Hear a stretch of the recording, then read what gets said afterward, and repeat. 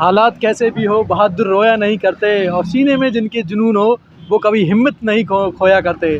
ऐसे ही कुछ चरितार्थ किया है इस कहानी को हमारे भाई ने, जो खुद विकलांग होते हुए भी अपना खुद का काम करते हैं, अपना खुद का रोज़गार करते हैं, अपना और अपने परिवार का और अपने बाल बच्चों का पेट भरते हैं।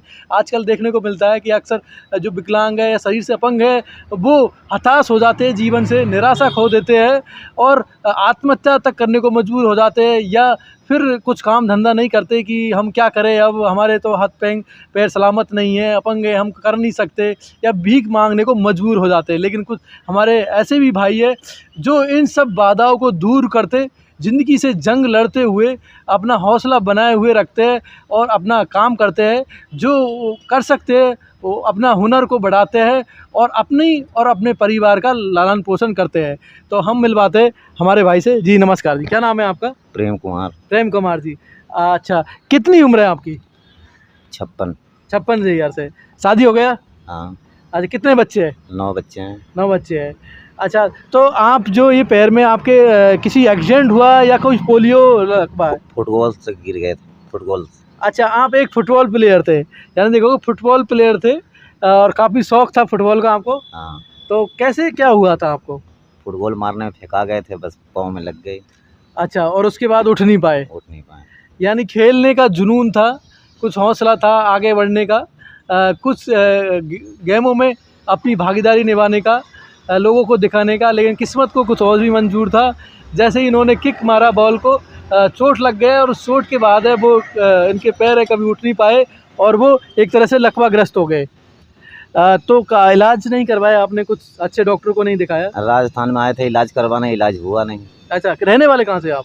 मैं बिहार का रहने वाला अच्छा, हूँ। बिहार से रहने वाले हो। गया जिला से। तो उसके बाद सारा डॉक्टर को दिखाया, इधर उधर दिखाया, कोई समाधान नहीं निकला? सावधान निकाल रहे थे, दो साल लैट्रिन बाथरूम बेड पे बोल रहे थे करने के लिए। अच्छा। तो बच्चे लोग कैसे पलेंगे? अच्छा। वहीं बेड पे सोए रहेंगे तो बच्चे लोग कहाँ से खाएंगे पिएंगे? इसलिए फिर मैं 2 साल के चक्कर में नहीं इलाज करवाया। फिर आपने क्या किया, किस तरह अपने आप को संभाला?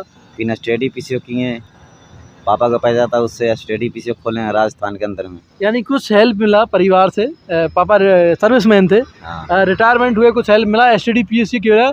लेकिन जैसे जैसे आधुनिक समय आया, ऑनलाइन आया, हर किसी के मोबाइल में हाथ में मोबाइल आया, तो एसटीडी पीसीओ भी बंद हो गए।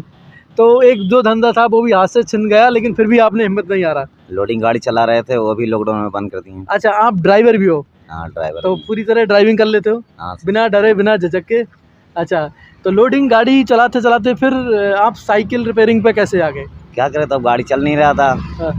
अब हल्के में कम में पैसे में कहाँ चलेगी? 100-200 में अपने को पेट भरता नहीं है जी। 11 परिवार है, 11 परिवार के पेट कहाँ से भरेगी 200 में?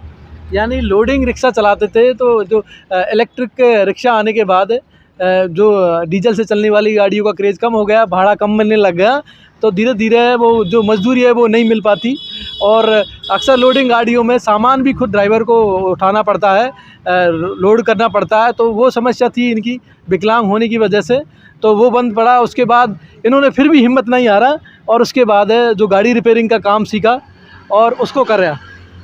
तो अभी आप क्या कर रहे हो?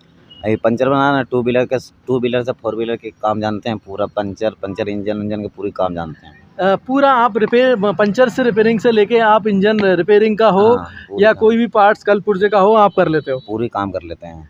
अच्छा, किसी तरह कमी नहीं है मेरे में, कोई भी मैकेनिक है पूरी।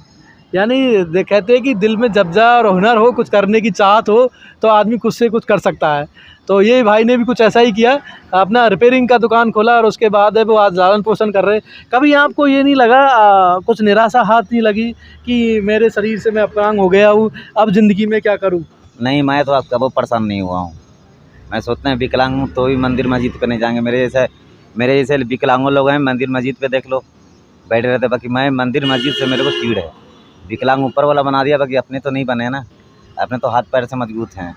यानी विकलांग हम शरीर से हुए तो क्या हुआ, मन से विकलांग नहीं है। और उन जो लोग हैं वो सिर्फ शरीर को दोष देके और भिक्षावृत्ति तक में लिप्त हो जाते हैं, मंदिरों के बाहर बैठे रहते हैं खाने पीने के लिए, लेकिन वो नहीं, इन्होंने अच्छा लगा और अपना खुद का किया। न कोई सरकारी सहायता ले रहा हो, ना कोई मदद ले रहे हैं, अपनी दम पे हैं और दिल तोड़ नहीं रहे हैं। अच्छा, आपको सरकार की तरफ से जैसे कहती कि विकलांग को आवास या अन्य योजना से फूड मिलता है, आवास के लिए मकान मिलता है, पेंशन है, तो कुछ भी नहीं मेरे को मिलता है, कुछ भी नहीं तो सरकार आप से लिया। बिहार सरकार में रजिस्टर नहीं है क्या? यहीं का है मेरा आईडी अच्छा, बचपन। तो आप यहाँ भी अप्लाई कर सकते हैं आप इसके लिए। तो मैं जाते हैं तो हर कोई कहता है वो बाबूजी से बात करो, वो बाबूजी से बात करो, बाबूजी 50 है, मेरी बातें सुनते नहीं हैं। यानी कि जब आदमी कहते हैं कि कुछ कमज़ोर हो किन चीज़ों से और समझ नहीं पाता, तो लोग इधर उधर से टड़का देते हैं उसे और वो हताश होता है, लेकिन फिर भी इन चीज़ों को दरकिनार करके बिना सरकारी सहायता के अपने दम पर ये अपनी फैमिली का पेट पाल रहे हैं, बच्चों का पेट पाल रहे हैं और बच्चियों की भी शादी कर दी है। 2 लड़की की शादी कर दी हैं।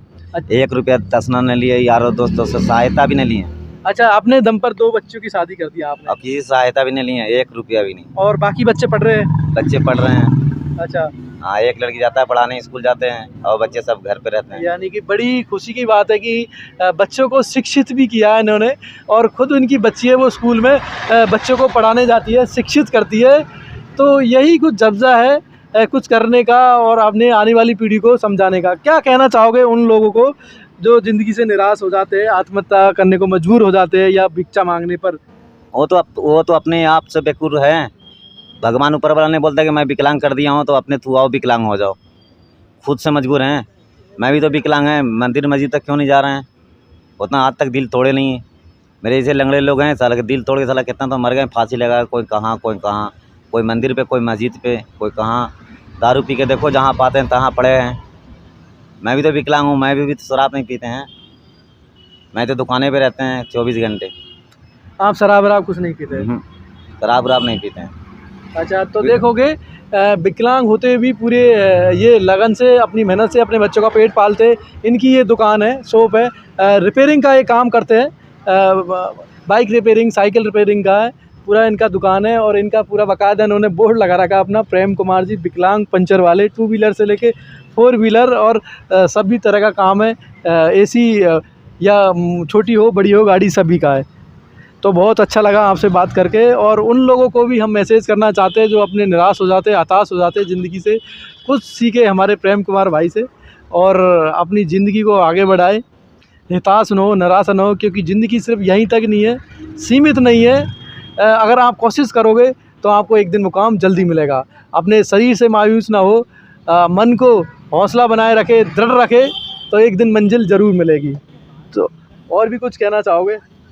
और क्या करना चाहेंगे, हम अपने दिल से हूँ सही और रहेंगे सभी ना, किसी से मोहताज नहीं होंगे जब तक शरीर है, जब तक। बाल बच्चे बीवी खुश है? हाँ, सब खुश हैं मेरे परिवार। अच्छा, आपके काम से? न मेरी औरत जाती है काम पे, न कोई जाते हैं, मैं अकेला हूँ, पूरे परिवार के वहीं खर्चा चलाते हैं। किसी कोई नौकरी, न कोई चपरासी, न कुछ, सब बच्चे। अच्छा, सबका खर्चा आप चलाते हैं? वहीं चलाते हैं। चाहे 1 रोटी हो, चाहे 2 रोटी हो, तभी में पेट भर लेते हैं।